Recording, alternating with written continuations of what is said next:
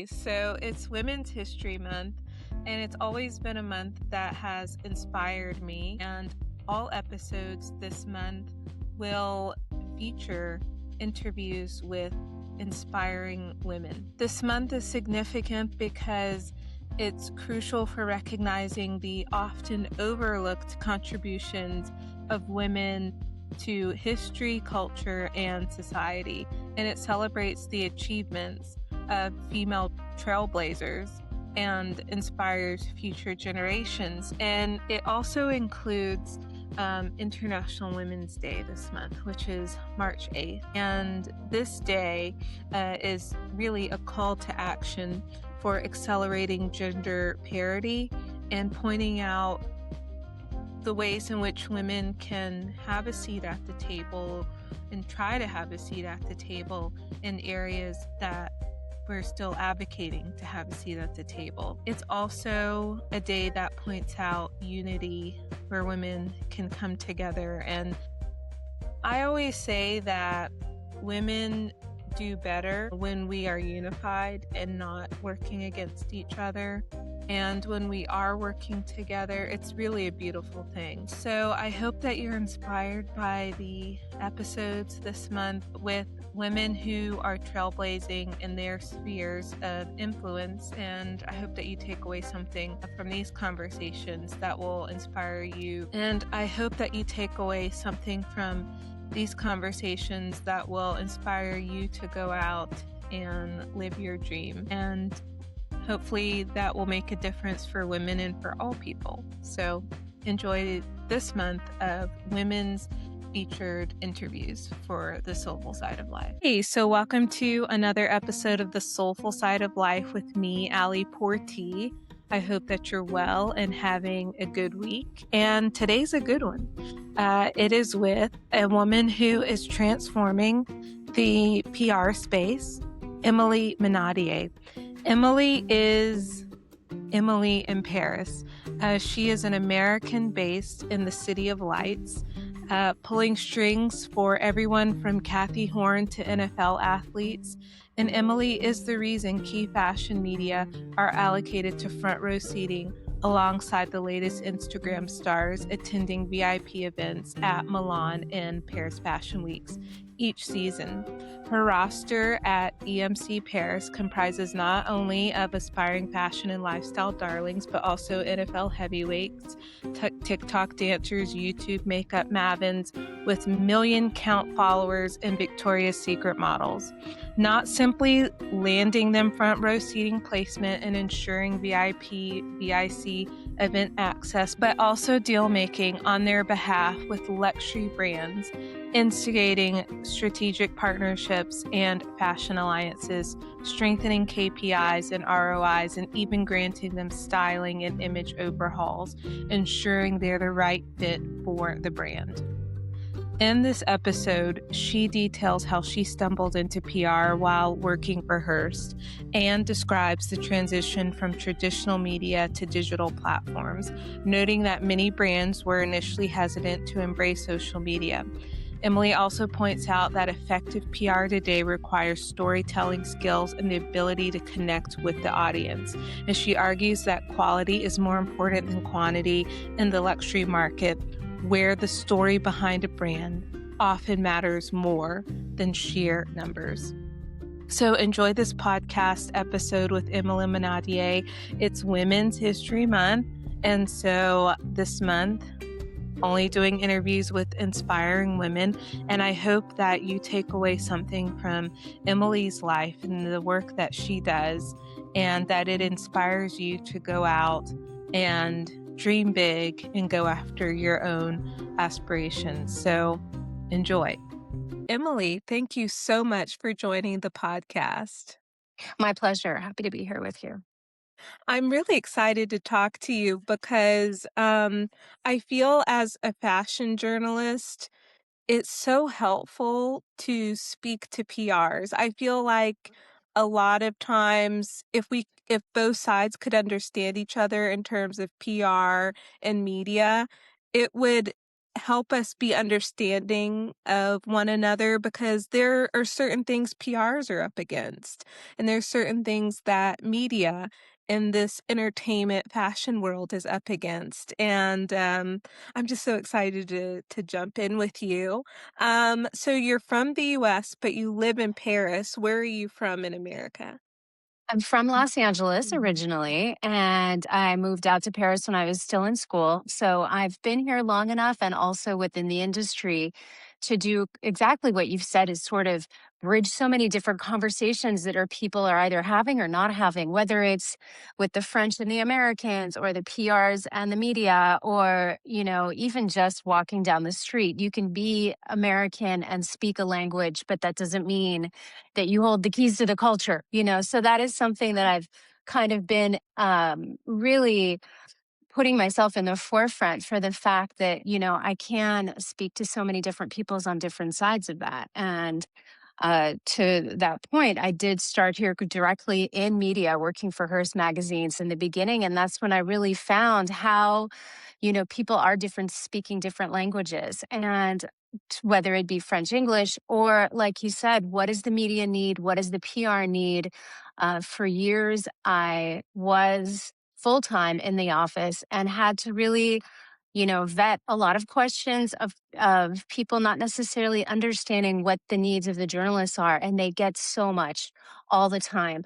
I'm on the flip side of that now as I'm going to PRs representing also talent, and so I do try to be very mindful of the sense that everybody is just inundated on every side of what's happening. So how do we really make sure that we know what the PR is looking for? What is the brand looking for? And the fact that now that I work for both press in media, I'm still working with the New York Times. I still work with Hearst Books, including Town and Country. I'm working with The Cut. I'm working with the Instagram team. But then I also, on the other side of that, work with a lot of influencers. So I see how PRs at different houses are coming to me wanting things from the magazines. So it's an interesting way for me also to be able to pitch people who I know that that's exactly what they're looking for. I know what these brands are looking for because I see sort of what they're putting out there when it's time to be promoting a new designer, a new bag, a new line, whatever it is that is the hot story at the moment.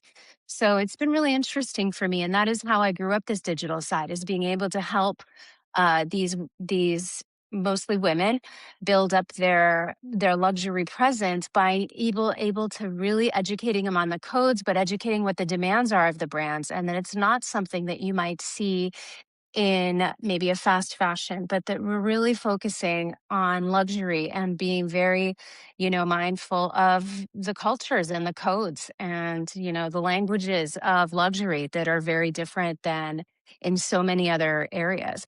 And the fact also that I'm from Los Angeles, I do know, there are a lot of agencies, a lot of my talents have maybe American agents that are more in the business side, in the luxury side, there is still a desire for aesthetic first. There's a desire for telling the heritage story. There's a desire that isn't always linked to a deal. We saw that especially in the beginning, how organic influencers had to be when they're telling their stories. And so we found people with really passion about that and about communicating, and with communities they're aware as well. So it's been what's really interesting. My team, as a matter of fact, is from Milan, Mexico, Paris, New York. So we're all very, able to speak different languages, but also with cultures that touch us as well. When did you know that this is what you wanted to do? Or did you just kinda stumble into it? I definitely stumbled into it when I was working in press. I came to Paris in the 90s, and, it was before there were any bulletin boards. Any bulletin board was literally a bulletin board with a piece of paper with any job opportunity. Everything was word by mouth. And I just found my first role at Hearst that way. They were looking actually for an American who spoke French because they knew that the Americans because I worked for the Hearst US editions, but based in Paris. So we were that translator of culture. But then when Hearst closed the office. I was in for about 10 years. Was freelancing for them. And then more and more magazines started calling me to ask me to help them with fashion weeks because that's what I was continuing to do with Hearst. And I started with the New York Times at that point. I started working with different Condé Nast magazines, was still working with Hearst. And so it just sort of, you know, I was really very much in control of my own destiny, but the opportunities just kept opening up. People knew that I was, I hate to say this, but Emily in Paris, the one who was able to make it happen for them. I was in the industry long enough with the connections and the know-how and the trust of the Americans to develop that side of the business.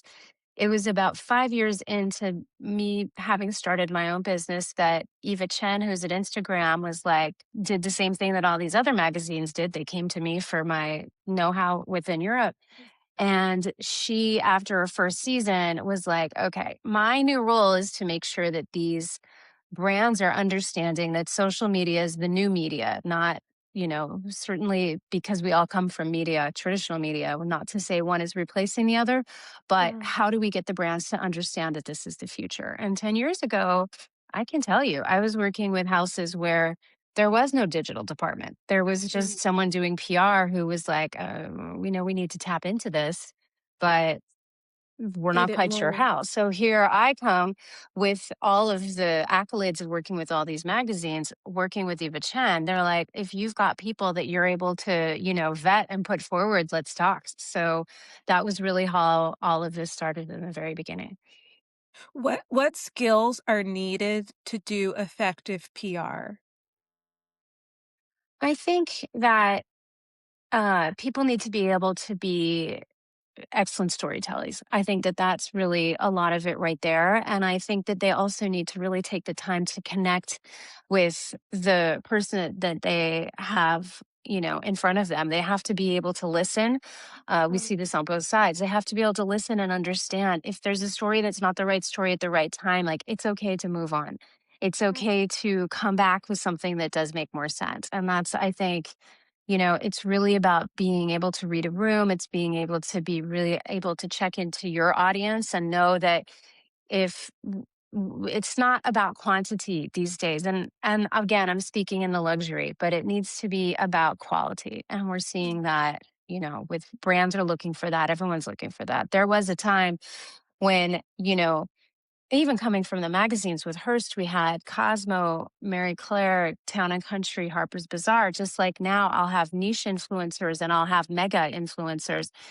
It's not always the numbers that matter. It's also the image. It's also how does the person or the magazine connect with and with who is their community, who is their following, and how are they listening. So it's very important for the PR to be very aware that everyone's message is a little bit different, and it's up to the magazine or the person also to know how their message also needs to adapt to the brand. So it's very much about that awareness and adaptation. I think as being on the media side, it's so easy to think that when it comes to fashion weeks, that a PR is the one just or allocating your seat, uh, Mm, and sending you the press release. And yes, that is a large part of what PRs do, but I think it's so much more than that. It's discernment, and it's crafting these campaigns, and which goes back to the telling of what you were saying. yeah. And I think it would be helpful for media to I think it would be great if you could, as a media person, have one whole day to hang out with a PR, fashion PR, and vice versa, to see what the other person has to deal with, because it can be very frustrating as media when you're not accommodated for the show and you're like Yeah. frustrated. But the PR has to there's targets, and they're meeting the needs of the client. What is a day-to-day like for you, as PR? Something that we may not understand as media. I mean, Just I'm going to touch back really quickly when you were talking about fashion shows too. And, there is this whole sort of disappointment. You want me to work with this brand, but then I'm not invited to the show. So what's the disconnect in this messaging? And I've been the messenger to many media, many influencers on, you're not going to be invited, you're not going to be seated, and why. I do work with this brand. I do have a relationship. So what's happening here? Why? And I've spoken to PRs, within houses for years about this. And a designer comes up with a set that has very limited seats all of a sudden, or a celebrity comes and they have an entourage of, 20 people. I remember Madonna went to a show and they're like, we lost a whole section of all of our front rows this year. People Right. are dealing with so many other things, not just a US section of media seats. They're dealing also with the fact that houses now have bigger and bigger sections for VICs, the very important clients. And at the end of the day, we're looking at softer sales right now. So, what's going to bring that back in right now? Well, a lot of the houses are banking on the VICs. So, to your point, I think these are conversations that a lot of people in media aren't necessarily hearing, and it Mm. can be very frustrating. Or maybe you hear it from one brand, but then when you see four brands are reshuffling the way they're seating in a specific show, people, it's a tough industry. They'll be like, what don't they like about my media then? What they don't like about this? But it is bigger than that. But then I've also seen when media can then be like, well, you didn't invite me to the show and now you want me to do this story for you. You want me to do this pitch. So it's, it is very difficult, to make Yeah. everybody happy all the time. That is for sure. And I know sometimes with my talents, I'll be like, listen, um, you just got a paid collaboration, and you just, had a brand loan you something straight off the runway, things that are really show that you're a partner to the brand, and then they're not invited to the show. And it's so frustrating, but it is not always about just the show. So that's something that Yeah. can be quite complicated. But that shouldn't make anyone feel undervalued as a partner, and again, I wish I could say this to people also outside of Fashion Week, because during Fashion Week, emotions run high. But, afterwards, when we're able to sort of relativize things a little bit, it makes more sense, I think. But For sure. I went to a PR conference last summer, and just being able to be in a room of PRs, and we did like this crisis simulation. And I'm sitting there thinking, wow, PRs have so much to deal with. I, as media, need to give them more grace and mm, understanding that there's so many factors and things that they have to deal with. So when they say, no, it's not going to work, or no, you're not accommodated for this, don't take it personally, because there's just factors that we, the media, aren't privy to. Um, mm, I'm curious, like in this age of influencers, and I have this conversation often with other media where, we'll be like, the influencers, they're on their way out. And but I don't think so. I think I don't think influencers so. are here to stay. They're bringing in money that media isn't with simply an article. I mean, How yeah, do you listen, I navigate this? I Go I ahead. think it is a very complicated, it's got many layers. It's not as easy as one is in and one is out. Like I've said, some people say, oh, magazines are dying, and they are compared to when I was working in them 20 years ago. There's absolutely no doubt about that. But an article in the New York Times brings validation to any new designer. There is Mhm. still so much weight that can come into media as far as validation goes.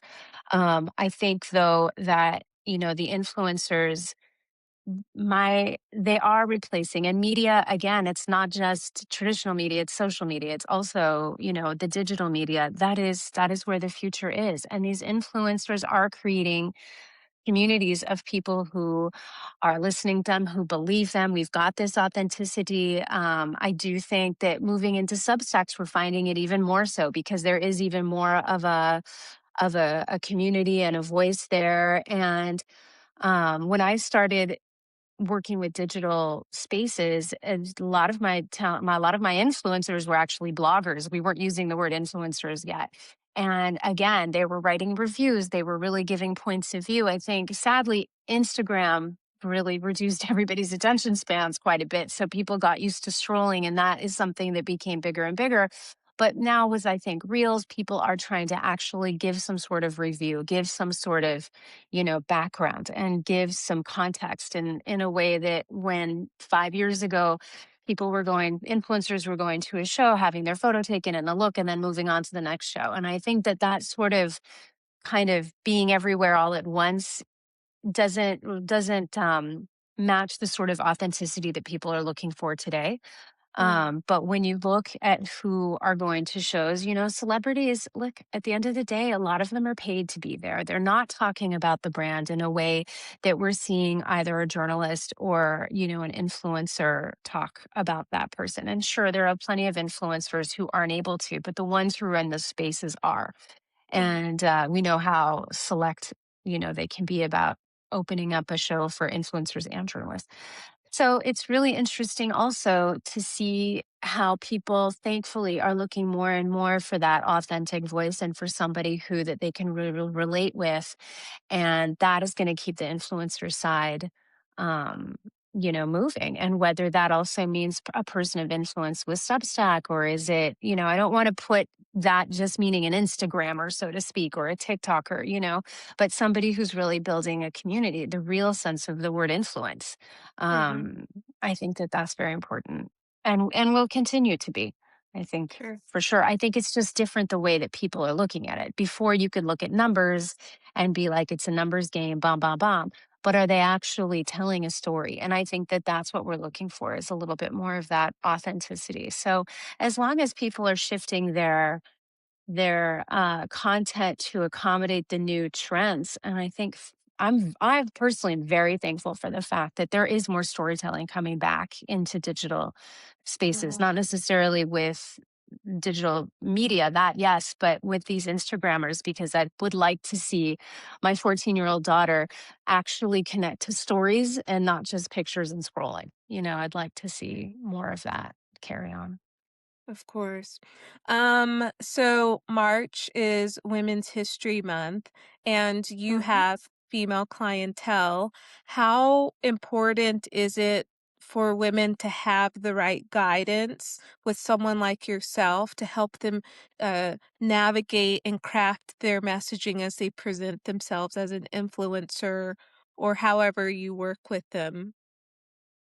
Um, I mean, listen, I think as powerful and wonderful as we are all might be solo, we're so much better in a community. So I think that, finding the right people around you, whether it's that person who can help you with your storytelling, or, person with imagery, or just somebody to help you with your business. I mean, no one's meant to be a one-man show in all of this. So I think that, if maybe you're having a moment where this feels all right, but the person working on their own is on an island. They're not getting other points of view. They're not hearing what else. And I think, I personally, of course, because this is what I do think this kind of guidance is very necessary. But I understand that some people are like, I know my people, I know my community.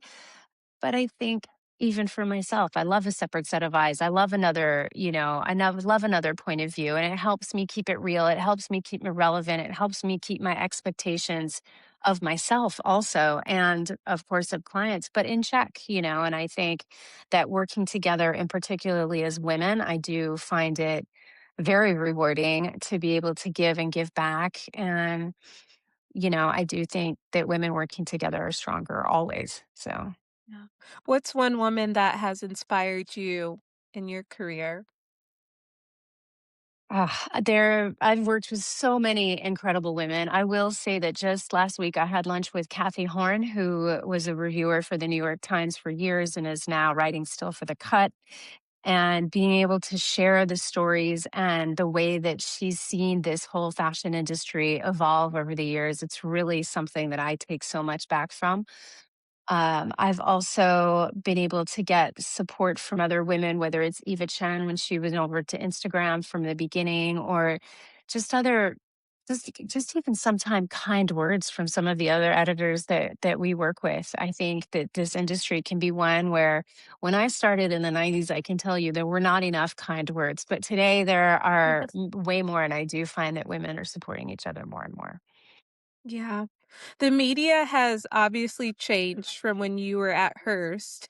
How do you um meet media where it is today as you're now more on the PR side? Because I feel like you said magazines are dying. They're not dead yet, but and then a lot of contributors have exited publications. There's been a lot of downsizing. So how do you navigate that?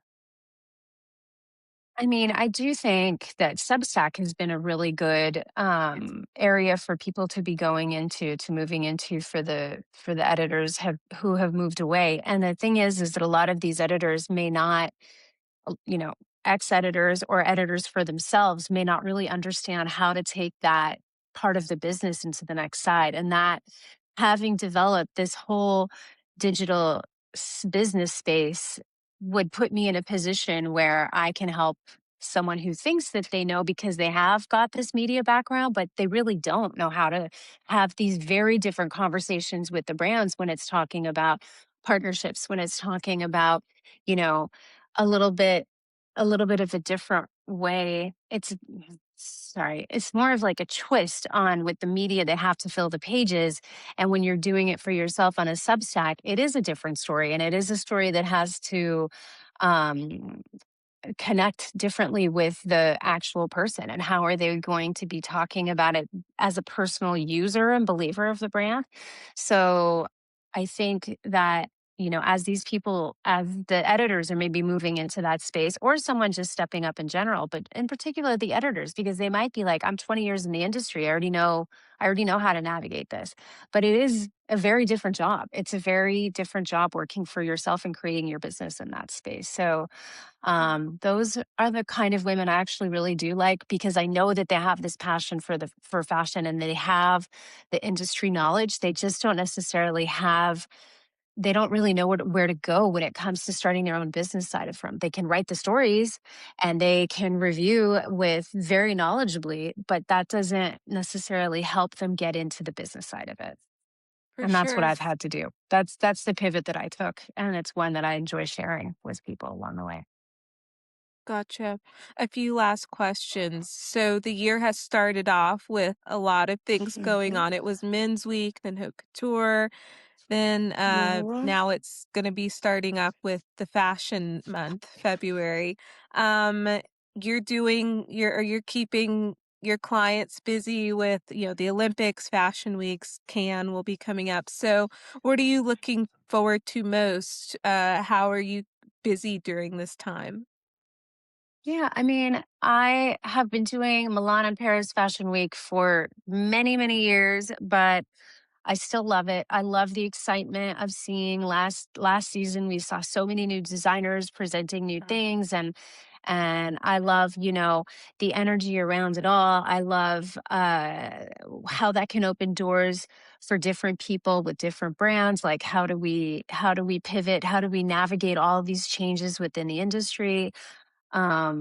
So I fashion weeks are still, for as insane and chaotic as they are, I do find a real comfort in that time as well. And I know that that energy, having all of these, editors and influencers in the same rooms, we all share so much about what these next steps are going to be. We're all kind of having these revelations as you see this show, and where are we going to be in the next trends, where are we going to be for the next 6 months, really, with these collections. So I do love the energy of fashion weeks. We definitely keep all of our clients very busy, but we also, and I also love connecting with people at that time too, and it's the sharing, and that's how all of us sort of, have our collective ideas of shows, or are the sharing and the debates, not just sharing agreeing, but maybe sharing not agreeing, on what's happening in the industry fashion wise, but also the business side. Listen, some of these things get very busy. Cannes Film Festival, as far as like the fashion goes, it's really not my favorite part of time of year, but Really? there's some are better than others. Let's say like Cannes is just really chaotic. I've been watching it for a long time, and because I'm not in the movie side, also I see it sort of more of like how brands kind of get into it, and it's gotten to Mm, be a bit saturated. mm, Um, I do. I've actually watched brands pull away from that a little bit in a way that yes. we saw luxury brands kind of leaning into Coachella maybe like 6 or 7 years ago, and they're sort of not so much anymore. I'm not saying that brands do, but not so much the luxury brands anymore. Yeah. With I feel they're the pivoting we towards have like cafes and lifestyle. Yeah, true. Uh-huh. I mean, there's definitely more of those restaurants, and one place that we see a lot of that, which I have yet to go to, but my Italian colleague Martina goes to Salone every year, and that's in Milan. And a lot of fashion brands, it's really their moment to sort of show the ethos of the design. So, people might forget that there's Armani Casa, that Fendi, that Loewe, like they have all of this incredible design, whether it's about a bottle or about a furniture line. So it's a really interesting way to see different facets of the houses that we might forget about because we're so wrapped up in the fashion industry. And I think that the brands definitely don't want us to forget any of those. And when you see the way that they're showcased in Salone, that's quite beautiful. Um, I also, of course, who doesn't enjoy a little Met Gala action? And, it's always interesting to see what's going on there. But yeah, no, it'll be definitely a busy spring. Oh, I was going to say also now with the F1, now with LVMH being the biggest sponsor of that, I think we're going to see more and more fashion things happening around that obviously as well. There are all the watches. There's last year for Monaco, we had quite a few talents that were in Cannes already stay Mhm. on and were able to attend the race and were part of different LVMH activations around that. So I do think that will continue to grow a lot as well. Do you think it's gonna impact influencers in fashion now that F1 Monaco is not gonna be directly after Cannes? I think Um, it's like 2 or I 3 don't weeks think later. so. I don't think it has to be all the same people that are going to these anyways, I mean, we had some of the people actually from we had one person stay on, but we had somebody else who was out here for a true passion for cars. So, I think it just depends on the person. We'll see. We'll see. Last question. There Say are so a many Formula Ones as well now too. So who knows? They can That's true. see there's so many races now. That's true. Mm, That it keeps the calendar going. Um, exactly. Last question. Say a university student who's a comms major or a PR major is getting ready to graduate, or one who's just trying to think, what am I going to do with my life? Ooh, it sounds fun doing celebrity PR or fashion PR. What advice do you have to give to a college student? Um, That's a great question, one that I haven't been asked before. So, I Mhm. guess so much of what I learned was on the field. And, Mm, I think if maybe still in college, try to get some internships at different kinds of PRs, whether it's, traditional PR for the actual celebrities, or maybe it's an opportunity to see also one summer it's a fashion PR company. And that way, like you were saying, so many of these people just aren't always speaking the same language and don't realize what it's like if it's on the other side. And as I've been able to see how helpful it's been for me to combine cultures and languages, I think the more sort of PR culture you're able to experience, the better you're going to be able to put yourself in so many different situations and find those solutions. for sure. For sure. For in my opinion, it's on hand in the action observation is the best way to learn. You can only learn but Yeah. so much in a classroom, and a lot of times what Yeah, you for learn in the sure. classroom is not how it pans out, Yeah, in so action. irrelevant. Exactly.